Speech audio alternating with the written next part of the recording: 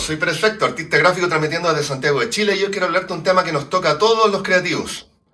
Arte y salud mental. Ok, primero que todo tengo que hacer un disclaimer. Yo no soy psiquiatra ni tengo formación para diagnosticar a nadie, así que esto no puede ser tomado como terapia ni de ninguna manera como un consejo médico. Segundo, los síntomas y trastornos psíquicos son tan reales como los físicos, así que si estás pasando por un momento de depresión, de angustia, de algún trauma, algo que te atormenta o que está afectando seriamente tu productividad, ve y consulta con un especialista, no te sientas débil ni avergonzado por eso. Ok, la idea para este video surgió a instancias de un seguidor que era aficionado a crear, a las artes, y que paralelamente trabajaba en el sector de salud, que como sabemos a propósito de la pandemia ha estado súper afectado. Entonces me hizo una consulta que me pareció bastante oportuno responder a través de un video. ¿Qué se hace cuando quieres crear pero no sientes las ganas, no sientes la motivación porque estás viendo muy de cerca el dolor o la muerte? Y bueno, no quiero darle un carácter sombrío a este video, así que voy a tratar de dar mis inspiraciones de una manera que apunte más a soluciones que a problemas. En primer lugar, es un hecho que genio y locura están emparentados, ya sea porque se tiene esta idea popular de que los artistas suelen ser personas irreverentes que van contra la norma, y eso se considera en muchos casos una genialidad, o que de ahí pueden surgir ideas nuevas o que rompen esquemas. Pero no es menos cierto que los artistas tenemos una sensibilidad a flor de piel, y a veces esa susceptibilidad emocional nos hace más propensos a vaivenes o incluso a trastornos. Es más, la historia del arte está cruzada por grandes artistas que conocieron en carne propia la enfermedad mental, como por ejemplo Louis Wayne, Vincent van Gogh, Edvard Munch o la misma Diane Arbus, cuya depresión la condujo finalmente al suicidio. Pero claro, no quiero que nadie pierda la cabeza por esto, porque así como existe un lado ominoso de la enfermedad o el trastorno mental, también hay uno luminoso. Y es que también depresión, angustia, melancolía o desesperación pueden ser combustibles súper potentes para crear obras o para activar el genio creativo. Como bien dijo el poeta y novelista alemán Rainer Maria Rilke, si me quitan mis demonios, se irán también mis ángeles. En lo personal prácticamente no conozco un gran artista que no haya tenido alguna vez una crisis de angustia. Sin exagerar, yo encuentro que es casi un rito de iniciación para ingresar al mundo del arte. Yo mismo pasé fuertes crisis de pánico cuando era más joven, a los 25, 26 años, y hasta cierto punto podría decir que me autoterapié leyendo mucho sobre psicología, psiquiatría en esa época, pero también descubrí la literatura, y eso podría decir que fue una tabla de salvación. Encontré que en la novela, en la poesía, había grandes escudos para enfrentar la realidad. Y también en el arte, por cierto, muchos de mis héroes pasaron por situaciones muy dolorosas, lo que finalmente se convierte en motivación y estímulo, porque si las personas que más admiras pasaron por situaciones tan críticas, tú sabes que puedes hacerlo también. Y bueno, respondiendo a la pregunta original, ¿qué se hace cuando estás pasando por un estado depresivo? Cuando no tienes ganas de crear, cuando no encuentras el norte. Yo creo que en simple ante ese escenario hay dos respuestas.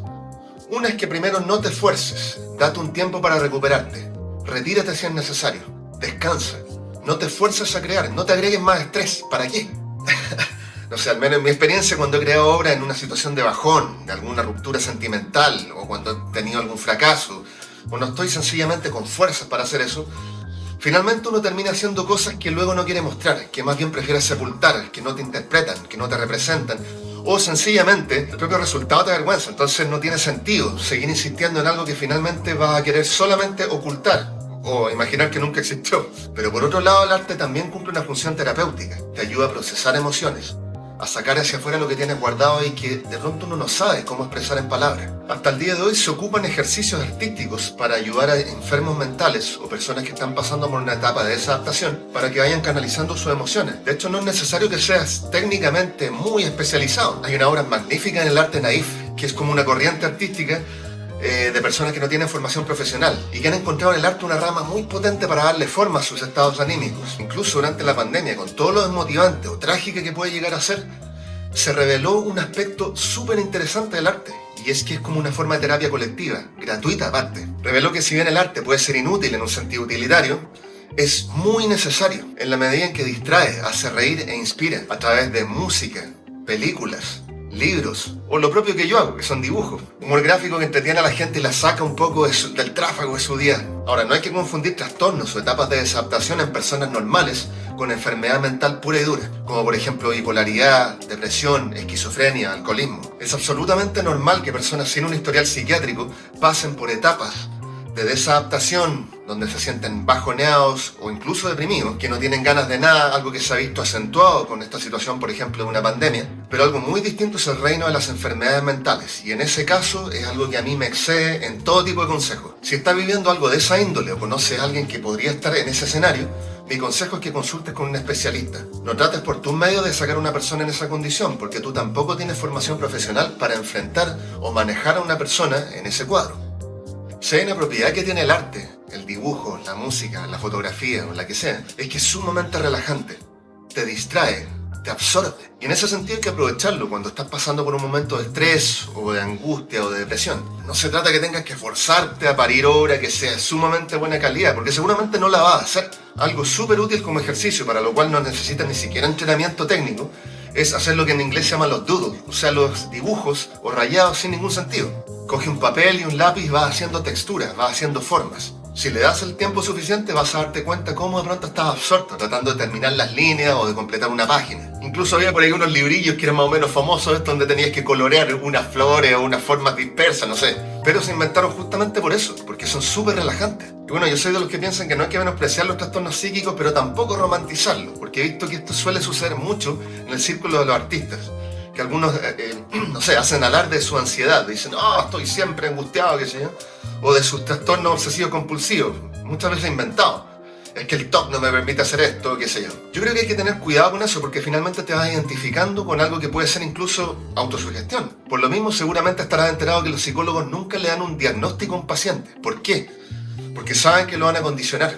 El paciente empieza a comportarse según su cuadro, o incluso lo empieza a usar de excusa para vivir. Entonces, como digo, sin desmerecer la realidad de los síntomas y los trastornos psíquicos, porque es algo que uno verdaderamente siente, no está inventando, por mucho que no sea de un signo visible, como otras enfermedades. Así todo, creo que la idea es salir de eso, encontrar las soluciones más que quedarte empantanado en el problema. Porque como advierten los propios psicoterapeutas, la idea es que una persona no se pase toda la vida en terapia. Por mi parte, como lo mencioné antes, me sirvió mucho leer sobre psicología y psiquiatría, no tanto porque yo tratara de reemplazar a un médico, sino que eso me ayudó un poco a racionalizar mis emociones, a entender lo que yo estaba viviendo. Y eso evidentemente es como un ejercicio de musculatura para tu cerebro emocional, hacerlo un poquito menos lábil, controlarlo, manejarlo un poco mejor. Y entre esos libros hay uno que recomiendo mucho, que es de un psiquiatra francés que se llama Christophe André, y el libro se titula Psicología del miedo. Eso sí, hay que hacer una advertencia porque él es de la escuela conductista, y yo sé que a algunos psicólogos no le hacen mucha gracia porque básicamente lo que te enseña es que tienes que exponerte a aquello que te da miedo. Pero insisto, no hay que romantizar ni idealizar mucho los trastornos psíquicos, porque también existen prejuicios o ideas populares que han conspirado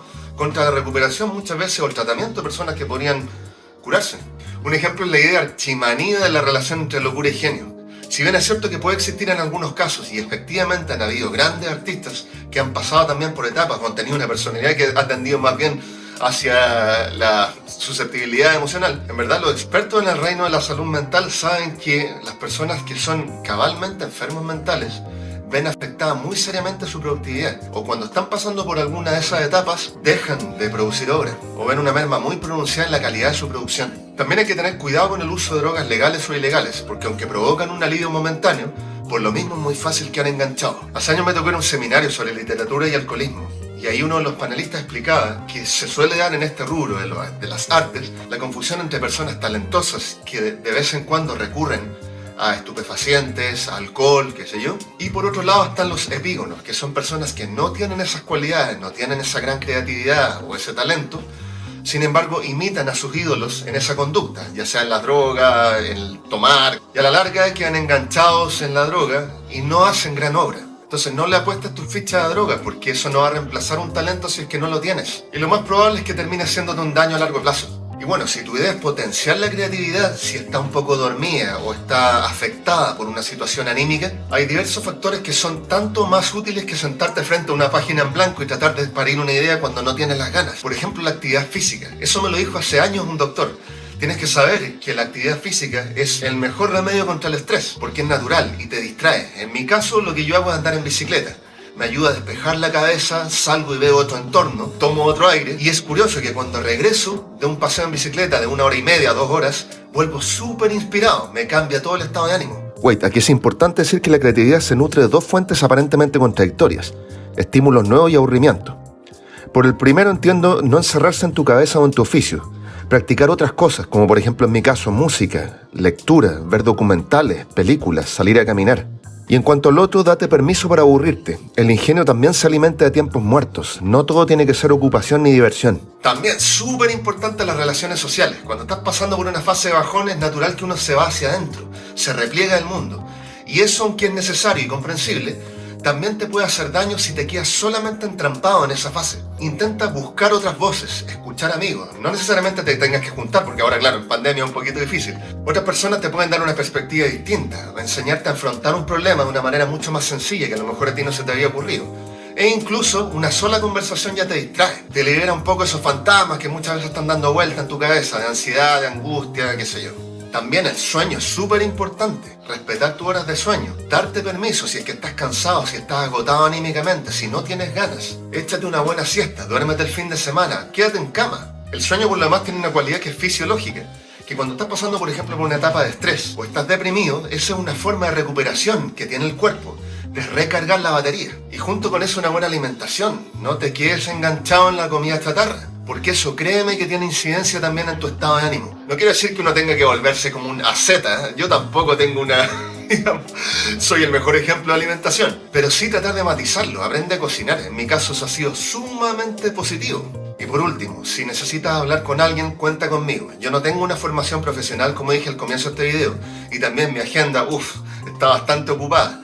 Pero así todo, no quiero que ninguna persona se sienta en algún momento que está en un callejón sin salida como uno tal vez lo vivió en su etapa temprana, o sea, en la adolescencia. Entonces, si de pronto quieres conversar con alguien, si estás solo, ya sea déjame un comentario o trata de ubicarme. No prometo que voy a responder a todas tus inquietudes ni que lo voy a hacer de inmediato, pero sí, aunque puedo ser una rata en muchos sentidos, te doy garantía que soy una persona empática. Y para eso están las redes sociales, ¿no? Déjame tu comentario acá mismo en el video. Y bueno, espero haber despejado un poco tu cabeza y que este video te haya servido. Si fue así o si crees que puede ayudar a otra persona, porfa dale like, suscríbete y comparte. Nos vemos.